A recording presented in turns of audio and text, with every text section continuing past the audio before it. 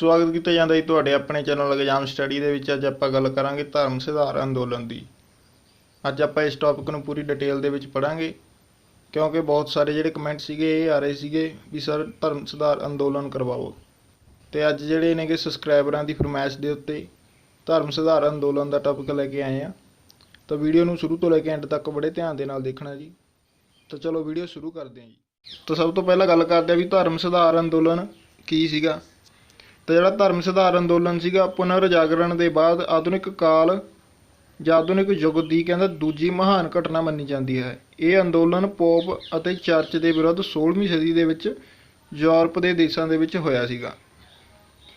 ਜੇਕਰ ਹਿਸਟਰੀ ਦੀ ਗੱਲ ਕੀਤੀ ਜਾਵੇ ਤਾਂ ਜਿਹੜੀ ਹਿਸਟਰੀ ਹੈਗੀ ਇਹਦੀ ਉਹਦੇ ਵਿੱਚ ਇਹ ਆ ਵੀ ਜਿਹੜੀ 16ਵੀਂ ਸਦੀ ਤੋਂ ਪਹਿਲਾਂ ਚਰਚ ਨੂੰ ਦੋ ਭਾਗਾਂ ਦੇ ਵਿੱਚ ਵੰਡਿਆ ਹੋਇਆ ਸੀਗਾ। ਇੱਕ ਸੀਗੇ ਰੋਮਨ ਕੈਥੋਲਿਕ ਅਤੇ ਦੂਜੇ ਸੀਗੇ ਗ੍ਰੀਕ ਆਰਥੋਡਾਕਸ। ਜਿਹੜੇ ਰੋਮਨ ਕੈਥੋਲਿਕ ਸੀਗੇ ਉਹਨਾਂ ਦੀ ਜਿਹੜਾ ਕੇਂਦਰ ਸੀਗਾ ਉਹ ਸੀਗਾ ਰੋਮ ਦੇ ਵਿੱਚ, ਤੇ ਜਿਹੜੇ ਗ੍ਰੀਕ ਆਰਥੋਡਾਕਸ ਸੀਗੇ ਉਹਨਾਂ ਦਾ ਕੇਂਦਰ ਸੀਗਾ ਕੁਸਤੂਤਨੀਆ ਦੇ। ਆਪਾਂ ਪਿਛਲੀ ਵੀਡੀਓ ਪੁਨਰ ਜਾਗਰਣ ਦੀ ਕੀਤੀ ਆ, ਉਸ ਦੇ ਵਿੱਚ ਆਪਾਂ ਨੇ ਦੱਸਿਆ ਸੀਗਾ ਵੀ ਜਿਹੜਾ ਕੁਸਤੂਤਨੀਆ ਦੇ ਉੱਤੇ ਤੁਰਕਾਂ ਨੇ ਅਧਿਕਾਰ ਕਰ ਲਿਆ ਸੀ। ਕੁਸਤੂਤਨੀਆ ਦੇ ਉੱਤੇ ਤੁਰਕਾਂ ਦੇ ਅਧਿਕਾਰ ਹੋਣ ਦੇ ਨਾਲ ਕੀ ਹੋ ਗਿਆ, ਜਿਹੜਾ ਗ੍ਰੀਕ ਆਰਥੋਡਾਕਸ ਸੀਗੇ ਇਹਨਾਂ ਦਾ ਜਿਹੜਾ ਪ੍ਰਭਾਵ ਸੀਗਾ ਉਹ ਘਟ ਗਿਆ ਸੀਗਾ। ਦੂਜੇ ਪਾਸੇ ਰੋਮਨ ਕੈਥੋਲਿਕ ਸੀਗੇ ਜਿਹੜੇ ਉਹਨਾਂ ਦਾ ਪ੍ਰਭਾਵ ਦਿਨੋਂ ਦਿਨ ਵੱਧਦਾ ਜਾਂਦਾ ਸੀਗਾ, ਕਿਉਂਕਿ ਇਹ ਇੱਕ ਸ਼ਕਤੀਸ਼ਾਲੀ ਸੰਸਥਾ ਸੀਗੀ। ਜਨਮ ਤੋਂ ਲੈ ਕੇ ਮਰਨ ਤੱਕ ਦੀ ਜਿੰਨੀਆਂ ਵੀ ਰਸਮਾਂ ਹੁੰਦੀਆਂ ਸੀਗੀਆਂ ਉਹ ਪੋਪ ਦੇ ਜਾਂ ਚਰਚ ਦੇ ਅਨੁਸਾਰ ਹੀ ਹੁੰਦੀਆਂ ਸੀਗੀਆਂ। ਚਰਚ ਦੀ ਆਪਣੀ ਇੱਕ ਸਰਕਾਰ ਹੁੰਦੀ ਸੀਗੀ ਤੇ ਆਪਣੇ ਹੀ ਜਿਹੜੇ ਕਾਨੂੰਨ ਹੁੰਦੇ ਸੀਗੇ। ਆਪਣੀ ਅਦਾਲਤ ਲਾਉਂਦੀ ਸੀ ਚਰਚ, ਤੇ ਆਪਣੀ ਹੀ ਜਿਹੜੀ ਪੁਲਿਸ ਸੀਗੀ ਉਹਨਾਂ ਦੀ ਰੱਖੀ ਹੁੰਦੀ ਸੀਗੀ। ਉਸਨੇ ਪੂਰੇ ਯੂਰਪ ਦੇ ਵਿੱਚ ਇੰਨਾ ਪ੍ਰਭਾਵ ਪਾ ਲਿਆ ਸੀ ਵੀ ਉਹ ਆ ਜਿਹੜਾ ਰਾਜਨੀਤੀ ਮਾਮਲਿਆਂ ਵਿੱਚ ਵੀ ਦਖਲਅੰਦਾਜ਼ੀ ਕਰਦਾ ਰਹਿੰਦਾ ਸੀਗਾ। ਚਰਚ ਵਿੱਚ ਅਨੇਕਾਂ ਹੀ ਦੋਸ਼ ਆ ਗਏ ਸੀਗੇ, ਜਿਸ ਦੇ ਨਾਲ ਕੀ ਆ ਉੱਥੇ ਉਸ ਨੂੰ ਪਾਪ ਦਾ ਅੱਡਾ ਕਹਿਣ ਲੱਗ ਗਏ ਸੀ ਲੋਕ। ਜਿਹੜੇ ਪਾਦਰੀ ਸੀਗੇ ਉਹ ਚਰਿੱਤਰਹੀਣ ਹੋ ਗਏ ਸੀਗੇ। ਚਰਚ ਦਾ ਜਿਹੜਾ ਧਾਰਮਿਕ ਮਿਆਰ ਆ ਉਹ ਡਿੱਗਦਾ ਜਾਂਦਾ ਸੀਗਾ। ਇਸ ਦੇ ਨਾਲ ਹੀ ਕੀ ਹੋਇਆ ਕਿ ਲੋਕਾਂ ਨੇ ਕੀ ਆ ਜਿਹੜੀ ਚਰਚ ਦੇ ਵਿਰੁੱਧ ਆਵਾਜ਼ ਉਠਾਉਣੀ ਸ਼ੁਰੂ ਕਰਤੀ। ਸਿੱਟੇ ਵਜੋਂ ਕੀ ਹੋਇਆ, 16ਵੀਂ ਸਦੀ ਦੇ ਵਿੱਚ ਜਿਹੜਾ ਧਰਮ ਸੁਧਾਰ ਅੰਦੋਲਨ ਦਾ ਜਿਹੜਾ ਆਰੰਭ ਹੋ ਗਿਆ ਸੀਗਾ। ਕਿਉਂ ਹੋਇਆ ਸੀ ਇਹ ਆਰੰਭ, ਕੀ ਇਹਦੇ ਉਦੇਸ਼ ਸੀ, ਉਹ ਆਪਾਂ ਅੱਗੇ ਪੜ੍ਹਦੇ ਹਾਂ ਜੀ। ਗੱਲ ਕਰਦੇ ਹਾਂ ਕਿ ਧਰਮ ਸੁਧਾਰ ਅੰਦੋਲਨ ਦੇ ਜਿਹੜੇ ਉਦੇਸ਼ ਸੀਗੇ ਜਿਨ੍ਹਾਂ ਕਰਕੇ ਜਿਹੜਾ ਧਰਮ ਸੁਧਾਰ ਅੰਦੋਲਨ ਹੋਇਆ ਸੀਗਾ।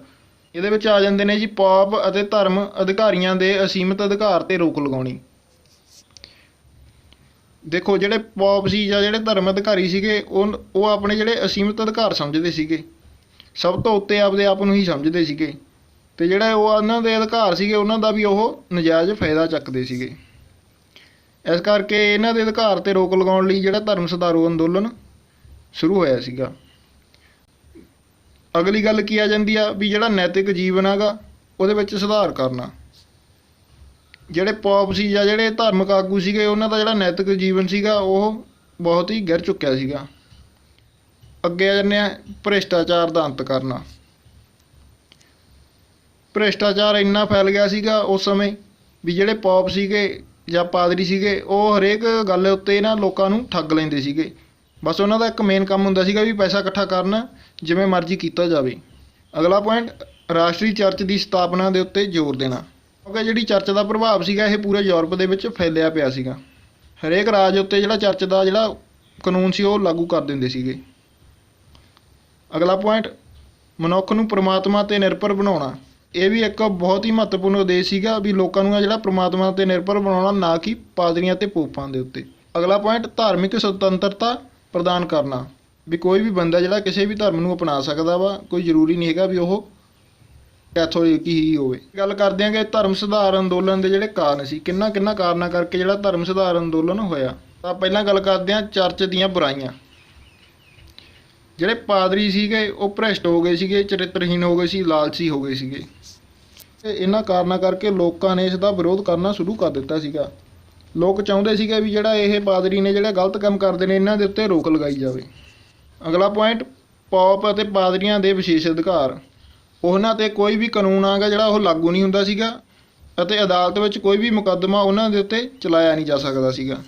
ਜੇਕਰ ਮੁਕੱਦਮਾ ਚਲਾਉਂਦੇ ਵੀ ਸੀਗੇ ਤਾਂ ਉਹ ਧਰਮ ਗੁਰੂ ਸੀਗੇ, ਉਹੀ ਆਪਦੀ ਜਿਹੜੀ ਧਾਰਮਿਕ ਅਦਾਲਤ ਦੇ ਵਿੱਚ ਹੀ ਮੁਕੱਦਮਾ ਚਲਾਉਂਦੇ ਸੀਗੇ, ਜਿਸ ਦੇ ਨਾਲ ਕੀ ਹੁੰਦਾ ਸੀਗਾ ਉਹ ਸਜ਼ਾ ਘੱਟ ਦਿੰਦੇ ਸੀਗੇ। ਇਸ ਦੇ ਕਰਕੇ ਜਿਹੜਾ ਲੋਕਾਂ ਦੇ ਵਿੱਚ ਰੋਸ ਸੀਗਾ ਵੀ ਗਲਤ ਕੰਮ ਵੀ ਕਰੀ ਜਾਂਦੇ ਨੇ ਤੇ ਇਹਨਾਂ ਨੂੰ ਕੋਈ ਸਜ਼ਾ ਵੀ ਨਹੀਂ ਹੁੰਦੀ ਹੈਗੀ। ਇਸ ਕਰਕੇ ਇਹ ਵੀ ਇੱਕ ਕਾਰਨ ਸੀਗਾ। ਅਗਲਾ ਪੁਆਇੰਟ, ਚਰਚ ਦੀ ਵਿਸ਼ਾਲ ਧਨ ਤੇ ਸੰਪत्ति।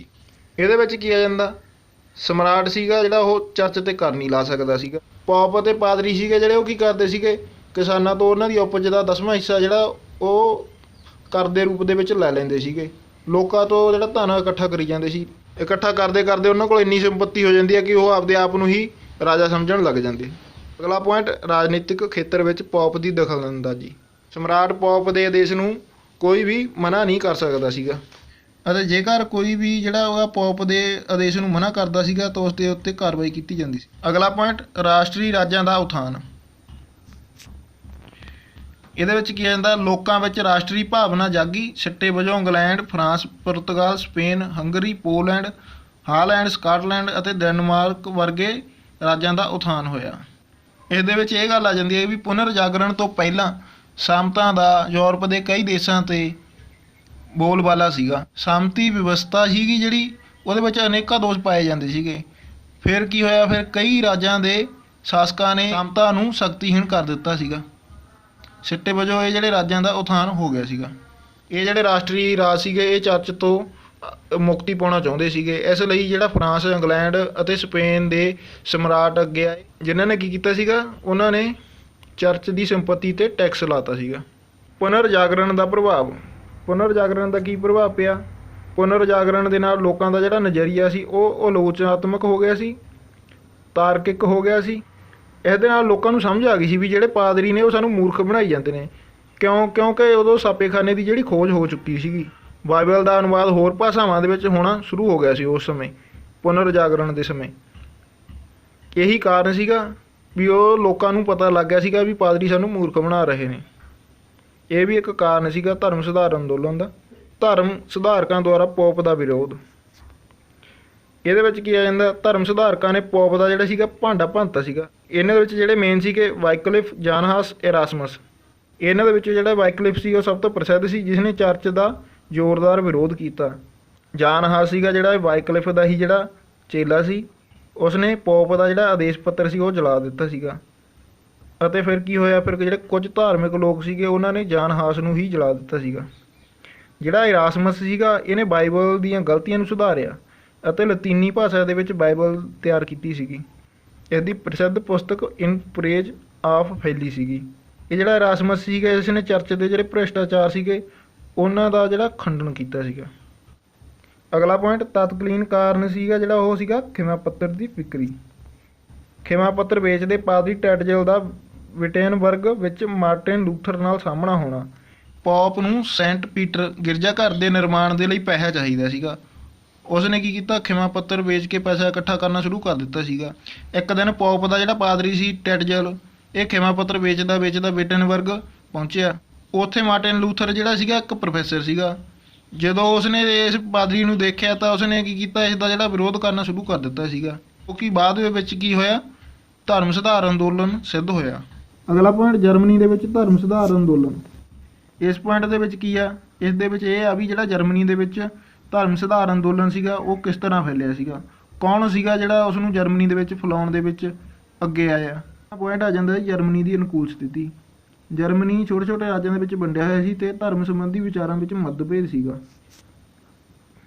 ਇੱਥੋਂ ਦਾ ਜਿਹੜਾ ਰਾਜਨੀਤਿਕ ਵਾਤਾਵਰਨ ਸੀਗਾ ਉਹ ਵੀ ਇਸ ਦੇ ਅਨੁਕੂਲ ਸੀਗਾ। 16ਵੀਂ ਸਦੀ ਦੇ ਆਰੰਭ ਵਿੱਚ ਹੀ ਜਿਹੜਾ ਜਰਮਨੀ ਕਾਫੀ ਵਿਕਸਿਤ ਹੋ ਗਿਆ ਸੀਗਾ। ਵਪਾਰੀਆਂ ਕੋਲ ਧਨ ਆ ਗਿਆ ਸੀਗਾ ਅਤੇ ਜਿਹੜੇ ਵਪਾਰੀ ਸੀਗੇ ਉਹ ਚਰਚ ਨੂੰ ਪਸੰਦ ਨਹੀਂ ਕਰਦੇ। ਕਿਉਂ ਪਸੰਦ ਨਹੀਂ ਕਰਦੇ ਸੀ? ਕਿਉਂਕਿ ਜਿਹੜਾ ਜ਼ਿਆਦਾਤਰ ਕਰ ਹੈਗਾ ਉਹ ਵਪਾਰੀ ਵਰਗ ਹੀ ਪੇ ਕਰਦਾ ਸੀਗਾ, ਅਤੇ ਜਿਹੜੇ ਪੋਪ ਸੀ ਜਾਂ ਪਾਦਰੀ ਸੀ ਉਹ ਇਸ ਕਰ ਦੇ ਉੱਤੇ ਕੀ ਕਰਦੇ ਸੀ, ਐਸ਼ ਕਰਦੇ ਸੀ। ਅੱਗੇ ਆ ਜਾਂਦੇ ਹਾਂ ਜੀ, ਮਾਰਟਿਨ ਲੂਥਰ ਦਾ ਧਾਰਮਿਕ ਜੀਵਨ ਅਤੇ ਵਿਚਾਰ। ਮਾਰਟਿਨ ਲੂਥਰ ਦਾ ਜਿਹੜਾ ਜਨਮ ਆ ਕਿਸਾਨ ਪਰਿਵਾਰ ਦੇ ਵਿੱਚ 10 ਨਵੰਬਰ 1583 ਈਸਵੀ ਨੂੰ ਹੋਇਆ। ਉਸਨੇ ਕਾਨੂੰਨ ਅਤੇ ਧਰਮ ਸ਼ਾਸਤਰ ਦੀ ਵਿੱਦਿਆ ਪ੍ਰਾਪਤ ਕੀਤੀ ਸੀਗੀ ਅਤੇ ਉਹ ਵਿਟੇਨਬਰਗ ਵਿੱਚ ਪ੍ਰੋਫੈਸਰ ਸੀ।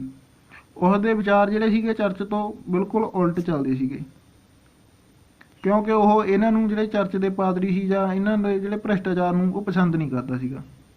ਖਿਮਾ ਪੱਤਰ ਦੀ ਵਿਕਰੀ। 1517 ਨੂੰ ਖਿਮਾ ਪੱਤਰ ਵੇਚਦੇ ਪਾਦਰੀ ਟੈਟਜ਼ਲ ਦਾ ਵਿਟਨਬਰਗ ਵਿੱਚ ਮਾਰਟਿਨ ਲੂਥਰ ਨਾਲ ਜਦੋਂ ਸਾਹਮਣਾ ਹੁੰਦਾ ਤਾਂ ਮਾਰਟਿਨ ਲੂਥਰ ਉਹਦਾ ਕੀ ਕਰਦਾ, ਵਿਰੋਧ ਕਰਦਾ ਵਾ। ਅਗਲਾ ਪੁਆਇੰਟ, ਲੂਥਰ ਨੇ 55 ਪ੍ਰਸਤਾਵ ਪੇਸ਼ ਕੀਤੇ। ਇਹ ਇੱਥੋਂ ਪ੍ਰਸ਼ਨ ਬਣ ਸਕਦਾ ਵਾ ਵੀ ਜਿਹੜਾ ਵਾ 55 ਪ੍ਰਸਤਾਵ ਜਿਹੜਾ ਕਿਹਨੇ ਪੇਸ਼ ਕੀਤਾ ਸੀ, ਤਾਂ ਉਹ ਕੀਤਾ ਸੀ ਮਾਰਟਿਨ ਲੂਥਰ ਨੇ। ਮਾਰਟਿਨ ਲੂਥਰ ਨੇ 55 ਪ੍ਰਸਤਾਵ ਦੀ ਸੂਚੀ ਬਣਾ ਕੇ ਵਿਟਨਬਰਗ ਦੇ ਗਿਰਜਾ ਘਰ ਦੇ ਮੁੱਖ ਦੁਆਰ ਉੱਤੇ ਲਟਕਾ ਦਿੱਤੀ ਸੀਗੀ। ਪੌਪ ਦੇ ਜਿਹੜੇ ਪਾਦਰੀ ਸੀ ਉਹਨੇ ਮਾਰਟਿਨ ਲੂਥਰ ਦੇ ਨਾਲ ਬਹਿਸ ਕੀਤੀ, ਪਰ ਕੀ ਹੋਇਆ, ਬਹਿਸ ਦੇ ਵਿੱਚ ਵੀ ਜਿਹੜੇ ਉਹ ਪਾਦਰੀ ਸੀਗੇ ਹਾਰ ਗਏ ਸੀ। ਫਿਰ ਕੀ ਹੋਇਆ, ਅੰਤ ਦੇ ਵਿੱਚ ਲਿਓ 10ਵੇਂ ਨੇ ਲੂਥਰ ਨੂੰ ਧਰਮ ਤੋਂ ਬਾਹਰ ਕੱਢ ਦਿੱਤਾ। ਅੱਗੇ ਆ ਜਾਂਦੇ ਜੀ ਵਰਮਜ ਦੀ ਸਭਾ। ਵਰਮਜ ਦੀ ਜਿਹੜੀ ਸਭਾ ਸੀਗੀ ਇਹ 1521 ਵਿੱਚ ਪੌਪ ਦੇ ਸਮਰਥਕ ਰਾਜਾ ਜਾਂ ਸਮਰਾਟ ਚਾਰਲਸ ਪੰਚਮ ਨੇ ਲੂਥਰ ਨੂੰ ਵਰਜਮ ਦੀ ਸਭਾ ਵਿੱਚ ਪੇਸ਼ ਹੋਣ ਲਈ ਕਿਹਾ। ਲੂਥਰ ਸੀਗਾ ਜਿਹੜਾ ਵਰਜਮ ਦੀ ਸਭਾ ਦੇ ਵਿੱਚ ਪੇਸ਼ ਹੋ ਗਿਆ ਸੀਗਾ। ਉੱਥੇ ਉਹਨੇ ਜਿਹੜਾ ਪੰਚਮ ਸੀਗਾ ਉਸਨੇ ਕਿਹਾ ਸੀਗਾ ਵੀ ਜਿਹੜੇ ਤੂੰ ਆਪਣੇ ਜਿਹੜੇ ਪ੍ਰਸਤਾਵ ਨੇ ਉਹਨਾਂ ਨੂੰ ਵਾਪਸ ਲੈ ਲਾ, ਪਰ ਜਿਹੜਾ ਲੂਥਰ ਸੀਗਾ ਉਹਨੇ ਕੀ ਕੀਤਾ, ਉਹਨੇ ਸਾਫ਼ ਮਨਾ ਕਰ ਦਿੱਤਾ ਸੀਗਾ ਵੀ ਮੈਂ ਜਿਹੜੇ ਇਹ ਪ੍ਰਸਤਾਵ ਨੇ ਕਿ ਵਾਪਸ ਨਹੀਂ ਲੈਣੇ। ਇਸ ਕਰਕੇ ਕੀ ਹੋਇਆ, ਚਾਰਲਸ ਪੰਚਮ ਨੇ ਮਾਰਟਿਨ ਲੂਥਰ ਦੀਆਂ ਜਿਹੜੀਆਂ ਲਿਖਤਾਂ ਸੀਗੀਆਂ ਉਹਨਾਂ ਨੂੰ ਸਾਰੀਆਂ ਨੂੰ ਜ਼ਬਤ ਕਰ ਲਿਆ ਸੀਗਾ। ਅੱਗੇ ਆ ਜਾਂਦੇ ਜਰਮਨੀ ਦੇ ਵਿੱਚ ਗ੍ਰਹਿਯੁੱਧ ਅਤੇ ਆਕਸਬਰਗ ਦੀ ਸੰਧੀ। ਉੱਤਰੀ ਜਰਮਨੀ ਦੇ ਵਿੱਚ ਸੀਗੇ ਲੂਥਰ ਦੇ ਸਮਰਥਕ, ਪੱਛਮੀ ਜਰਮਨੀ ਦੇ ਵਿੱਚ ਸੀਗੇ ਇਹਦੇ ਜਿਹੜੇ ਲੂਥਰ ਦੇ ਵਿਰੋਧੀ ਸੀਗੇ। ਇਹ ਆਪਸ ਵਿੱਚ ਭਿੜ ਜਾਂਦੇ ਨੇਗੇ। ਫਿਰ ਕੀ ਹੋ ਜਾਂਦਾ, ਗ੍ਰਹਿਯੁੱਧ ਛਿੜ ਜਾਂਦਾ ਵਾ ਜਿਹੜਾ ਕਿ 9 ਸਾਲ ਤੱਕ ਲਗਾਤਾਰ ਚੱਲਦਾ ਵਾ। ਅਤੇ ਜਿਹੜਾ 1555 ਦੇ ਵਿੱਚ ਆਕਸਬਰਗ ਦੀ ਸੰਧੀ ਦੇ ਨਾਲ ਹੀ ਇਹ ਜਿਹੜਾ ਯੁੱਧ ਹੈਗਾ ਖਤਮ ਹੁੰਦਾ ਵਾ। ਅਤੇ 1546 ਦੇ ਵਿੱਚ ਕੀ ਹੋ ਜਾਂਦਾ, ਜਿਹੜੇ ਮਾਰਟਿਨ ਲੂਥਰ ਦੀ ਮੌਤ ਹੋ ਜਾਂਦੀ। ਮੌਤ ਹੋਣ ਤੋਂ ਪਹਿਲਾਂ ਹੀ ਕੀ ਕਰਦਾ, ਉਹ ਪ੍ਰੋਟੈਸਟ ਧਰਮ ਦੀ ਨੀਂਹ ਰੱਖ ਜਾਂਦਾ ਵਾ। ਇੰਗਲੈਂਡ ਦੇ ਵਿੱਚ ਧਰਮ ਸੁਧਾਰ ਅੰਦੋਲਨ ਕਿਵੇਂ ਹੋਇਆ? ਇਸ ਦੇ ਵਿੱਚ ਮੇਨ ਵਾਈਕਲਿਫ ਆ ਜਾਂਦਾ, ਜਿਹਨੇ ਬਾਈਬਲ ਦਾ ਅੰਗਰੇਜ਼ੀ ਦੇ ਵਿੱਚ ਅਨੁਵਾਦ ਕੀਤਾ ਅਤੇ ਜਿਹੜਾ ਚਰਚ ਦੇ ਵਿਰੁੱਧ ਜਿਹੜਾ ਇਹ ਬੋਲਿਆ ਸੀਗਾ। ਹੈਨਰੀ 8ਵੇਂ ਸੀਗਾ ਜਿਹੜਾ ਉਹ ਆਪਣੇ ਵੰਸ਼ ਨੂੰ ਅੱਗੇ ਵਧਾਉਣ ਦੇ ਲਈ ਦੂਜਾ ਵਿਆਹ ਆਪਣੀ ਜਿਹੜੀ ਪ੍ਰੇਮਿਕਾ ਸੀ ਐਨੀ ਬੋਲੇਨ ਚਾਹੁੰਦਾ ਸੀ, ਪਰ ਪੌਪ ਨੇ ਉਸ ਨੂੰ ਮਨਾ ਕਰ ਦਿੱਤਾ ਸੀ। ਫਿਰ ਕੀ ਹੋਇਆ, ਫਿਰ ਉਸਨੇ ਜਿਹੜਾ ਪੌਪ ਦੇ ਖਿਲਾਫ ਪ੍ਰਭੁਤਵ ਦਾ ਕਾਨੂੰਨ ਪਾਸ ਕੀਤਾ ਅਤੇ ਇੰਗਲੈਂਡ ਦੀਆਂ ਸਾਰੀਆਂ ਚਰਚਾਂ ਦਾ ਮੁਖੀ ਬਣ ਗਿਆ ਅਤੇ ਪੌਪ ਨੂੰ ਜਾਂਦੀ ਜਿਹੜੀ ਰਾਸ਼ੀ 'ਤੇ ਰੋਕ ਲਗਾ ਦਿੱਤੀ ਸੀਗੀ। ਹੈਨਰੀ 8ਵੇਂ ਨੇ ਕਿਹੜਾ ਪਾਸ ਕੀਤਾ ਸੀ ਕਾਨੂੰਨ? ਪ੍ਰਭੁਤਵ ਦਾ ਕਾਨੂੰਨ। ਇਹ ਯਾਦ ਰੱਖਣਾ ਤੁਸੀਂ। ਅੱਗੇ ਫਿਰ ਕੀ ਹੋਇਆ, 1553 ਈਸਵੀ ਦੇ ਵਿੱਚ ਰਾਣੀ ਮੇਰੀ ਸੀਗੀ ਜਿਹੜੀ ਉਹ ਕੈਥੋਲਿਕ ਧਰਮ ਦੀ ਸਮਰਥਕ ਸੀ। ਉਹਨੇ ਕੀ ਕੀਤਾ, ਹਜ਼ਾਰਾਂ ਦੇ ਜਿਹੜੇ ਪ੍ਰੋਟੈਸਟੈਂਟਾਂ ਦਾ ਬੇਰਹਿਮੀ ਨਾਲ ਕਤਲ ਕਰਵਾ ਦਿੱਤਾ ਸੀਗਾ। ਬਹੁਤ ਸਾਰੇ ਲੋਕ ਸੀਗੇ ਜਿਹੜੇ ਇੰਗਲੈਂਡ ਛੱਡ ਕੇ ਜਨੇਵਾ ਚਲੇ ਗਏ ਸੀਗੇ। ਇਹ ਜਿਹੜੀ ਰਾਣੀ ਮੈਰੀ ਸੀਗੀ ਇਹਨੂੰ ਖੂਨੀ ਮੈਰੀ ਦੇ ਨਾਂ ਨਾਲ ਵੀ ਯਾਦ ਕੀਤਾ ਜਾਂਦਾ ਵਾ। ਫਿਰ ਕੀ ਹੋਇਆ, ਜਦੋਂ ਲੋਕ ਜਨੇਵਾ ਚਲੇ ਜਾਂਦੇ ਨੇ ਫਿਰ ਉਸ ਤੋਂ ਬਾਅਦ ਕੀ ਹੁੰਦਾ, ਉਸ ਤੋਂ ਬਾਅਦ ਜਿਹੜਾ ਰਾਣੀ ਬਣਦੀ ਹੈਗੀ ਐਲਿਜ਼ਾਬੇਥ। ਤਾਂ ਇਸ ਦੇ ਵਿੱਚ ਕੀ ਆ, ਜਿਹੜੇ ਗਏ ਹੋਏ ਲੋਕ ਸੀਗੇ ਜਨੇਵਾ ਉਹ ਸਾਰੇ ਵਾਪਸ ਆ ਜਾਂਦੇ ਨੇ। ਐਲਿਜ਼ਾਬੇਥ ਦੇ ਸ਼ਾਸਨ ਵਿੱਚ ਕੀ ਹੁੰਦਾ, ਜਿਹੜਾ ਐਂਗਲਿਕਨ ਧਰਮ ਸੀਗਾ ਉਹਨੂੰ ਸਰਕਾਰੀ ਧਰਮ ਬਣਾ ਦਿੱਤਾ ਗਿਆ ਸੀਗਾ। ਸਵਿਟਜ਼ਰਲੈਂਡ ਦੇ ਵਿੱਚ ਧਰਮ ਸੁਧਾਰ ਅੰਦੋਲਨ ਕਿਹਨੇ ਚਲਾਇਆ ਸੀ, ਤਾਂ ਉਹ ਚਲਾਇਆ ਸੀ ਜ਼ਵਿੰਗਲੀ ਨੇ। ਜਿਹੜਾ ਜ਼ਵਿੰਗਲੀ ਸੀਗਾ ਉਹ ਧਰਮ ਸੁਧਾਰ ਅੰਦੋਲਨ ਦਾ ਜਿਹੜਾ ਸਵਿਟਜ਼ਰਲੈਂਡ ਦੇ ਵਿੱਚ ਨੇਤਾ ਸੀਗਾ। ਚਰਚ ਵਿੱਚ ਫੈਲੇ ਭ੍ਰਿਸ਼ਟਾਚਾਰ ਨੂੰ ਲੋਕਾਂ ਸਾਹਮਣੇ ਲਿਆਉਣ ਦੇ ਲਈ ਉਹਨੇ ਕੀ ਕੀਤਾ, 1523 ਦੇ ਵਿੱਚ 67 ਪ੍ਰਸਤਾਵ ਪ੍ਰਕਾਸ਼ਿਤ ਕੀਤੇ। 1531 ਦੇ ਵਿੱਚ ਪ੍ਰੋਟੈਸਟੈਂਟ ਅਤੇ ਕੈਥੋਲਿਕਾਂ ਦੀ ਜਿਹੜੀ ਹੈਗੀ ਗ੍ਰਹਿਯੁੱਧ ਦੇ ਵਿੱਚ ਜਿਹੜੇ ਪ੍ਰੋਟੈਸਟੈਂਟ ਨੇ ਉਹ ਹਾਰ ਜਾਂਦੇ ਨੇ ਅਤੇ ਜਿਹੜੀ ਜ਼ਵਿੰਗਲੀ ਦੀ ਮੌਤ ਹੋ ਜਾਂਦੀ ਹੈਗੀ। ਫਰਾਂਸ ਵਿੱਚ ਧਰਮ ਸੁਧਾਰ ਅੰਦੋਲਨ ਕਿਸ ਨੇ ਚਲਾਇਆ ਸੀ, ਤਾਂ ਉਹਦੇ ਵਿੱਚ ਸੀਗੇ ਫਰਾਂਸ ਦੇ ਵਿੱਚ ਕਾਲਵਿਨ ਨੇ ਚਰਚ ਦਾ ਜਿਹੜਾ ਭ੍ਰਿਸ਼ਟਾਚਾਰ ਦਾ ਵਿਰੋਧ ਫੁੱਲ ਕੀਤਾ ਸੀਗਾ। ਇਸ ਨੇ ਕੀ ਕੀਤਾ ਵਾ, ਫਿਰ 1533 ਦੇ ਵਿੱਚ ਕੈਥੋਲਿਕ ਧਰਮ ਦਾ ਜਿਹੜਾ ਤਿਆਗ ਕਰ ਦਿੱਤਾ ਸੀਗਾ ਅਤੇ ਸਵਿਟਜ਼ਰਲੈਂਡ ਚਲਿਆ ਗਿਆ ਸੀਗਾ। ਸਵਿਟਜ਼ਰਲੈਂਡ ਦੇ ਵਿੱਚ ਰਹਿੰਦੇ ਰਹਿੰਦੇ ਨੇ ਇਸ ਨੇ ਕੀ ਕੀਤਾ, 1537 ਦੇ ਵਿੱਚ ਇੱਕ ਪ੍ਰਸਿੱਧ ਬੁੱਕ ਲਿਖੀ ਜਿਹਦਾ ਨਾਂ ਸੀਗਾ ਦਾ institute of Christian religious. Netherland ਦੀ ਗੱਲ ਕਰ ਲੈਂਦੇ ਹਾਂ। ਨੀਦਰਲੈਂਡ ਦੇ ਵਿੱਚ ਲੂਥਰਵਾਦ ਦਾ ਬੜਾ ਪ੍ਰਭਾਵ ਸੀ, ਪਰੰਤੂ ਕਾਲਵਿਨਵਾਦ ਦਾ ਜਿਹੜਾ ਲੂਥਰਵਾਦ ਤੋਂ ਪ੍ਰਭਾਵ ਵੱਧ ਸੀਗਾ। ਇਸ ਕਰਕੇ ਕਾਲਵਿਨਵਾਦ ਨੂੰ ਨੀਦਰਲੈਂਡ ਦਾ ਰਾਸ਼ਟਰੀ ਧਰਮ ਦੇ ਵਜੋਂ ਘੋਸ਼ਿਤ ਕਰ ਦਿੱਤਾ ਗਿਆ ਸੀਗਾ। ਸਕੈਂਡੀਨੇਵੀਆ ਦੀ ਗੱਲ ਕਰ ਲੈਂਦੇ ਹਾਂ। ਸਕੈਂਡੀਨੇਵੀਆ ਦੇ ਵਿੱਚ ਲੂਥਰਵਾਦ ਦਾ ਪ੍ਰਭਾਵ ਸਭ ਤੋਂ ਤੇਜ਼ ਸੀਗਾ ਜਾਂ ਸਭ ਤੋਂ ਵੱਧ ਸੀਗਾ। ਇੱਥੇ ਕੀ ਹੋਇਆ, ਇੱਥੇ ਲੂਥਰਵਾਦ ਨੂੰ ਰਾਸ਼ਟਰੀ ਧਰਮ ਘੋਸ਼ਿਤ ਕਰ ਦਿੱਤਾ ਗਿਆ ਸੀ। ਪਾਦਰੀਆਂ ਨੂੰ ਤਨਖਾਹ ਦੇ ਉੱਤੇ ਨਿਯੁਕਤ ਕਰ ਦਿੱਤਾ ਗਿਆ ਸੀਗਾ ਇੱਥੇ। ਅੱਗੇ ਗੱਲ ਕਰ ਲੈਂਦੇ ਸਕਾਟਲੈਂਡ ਦੀ। ਸਕਾਟਲੈਂਡ ਦੇ ਵਿੱਚ ਜਿਹੜਾ ਧਰਮ ਸੁਧਾਰ ਅੰਦੋਲਨ ਸੀਗਾ ਉਹਨਾਂ ਦਾ ਨੇਤਾ ਸੀਗਾ ਜਾਨ ਨਾਕਸ। ਕੀ ਕੀਤਾ, ਰਾਣੀ ਮੇਰੀ ਨੂੰ ਹਰਾ ਕੇ ਕਾਲਵਿਨਵਾਦ ਦੇ ਸਿਧਾਂਤ ਦੇ ਆਧਾਰਿਤ ਚਰਚ ਬਣਾਇਆ, ਜਿਸ ਨੂੰ ਸਕਾਟਲੈਂਡ ਦਾ ਪ੍ਰੈਸਬਾਈਟੇਰੀਅਨ ਚਰਚ ਕਿਹਾ ਗਿਆ ਹੈ। ਇਹ ਸੀਗਾ ਜੀ ਅੱਜ ਦਾ ਆਪਣਾ ਧਰਮ ਸੁਧਾਰ ਅੰਦੋਲਨ ਦਾ ਟੌਪਿਕ। ਜੇਕਰ ਤੁਹਾਨੂੰ ਵੀਡੀਓ ਵਧੀਆ ਲੱਗੀ ਤਾਂ ਵੀਡੀਓ ਨੂੰ ਲਾਈਕ ਕਰ ਦਿਓ ਅਤੇ ਜੇਕਰ ਤੁਹਾਡਾ ਕੋਈ ਸੁਝਾਅ ਆ ਇਸ ਟੌਪਿਕ ਦੇ ਨਾਲ ਰਿਲੇਟਡ ਤਾਂ ਤੁਸੀਂ ਕਮੈਂਟ ਬਾਕਸ ਦੇ ਵਿੱਚ ਕਮੈਂਟ ਕਰ ਸਕਦੇ ਹੋ ਜੀ। ਤੇ ਵੀਡੀਓ ਨੂੰ ਵੱਧ ਤੋਂ ਵੱਧ ਸ਼ੇਅਰ ਜ਼ਰੂਰ ਕਰ ਦਿਆ ਕਰੋ। ਧੰਨਵਾਦ ਜੀ।